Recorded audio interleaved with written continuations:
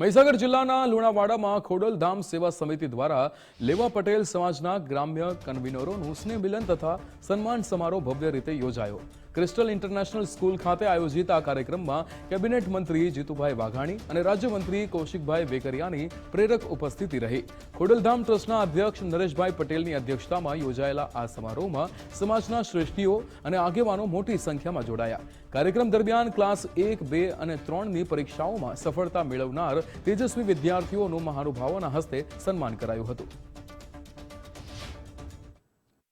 અમારા મંત્રી પદના જે સન્માનનું પણ અહીંયા કાર્યક્રમ એ વિશેષ રખાયો છે. હું ઋણ સ્વીકાર કરું છું અને ખોડલધામ સમિતિ સમગ્ર રાજ્યની અંદર અલગ અલગ પ્રકારે સંગઠિત થઈને સમાજની સેવા, અન્ય સમાજની સેવા માટેના પ્રકલ્પો સાથે ભાઈ શ્રી નરેશભાઈના નેતૃત્વમાં અનેકવિધ પ્રકલ્પો, એ કેન્સર હોસ્પિટલ હોય, કોમ્પિટિટિવ જે એક્ઝામ છે એમના ક્લાસીસ હોય,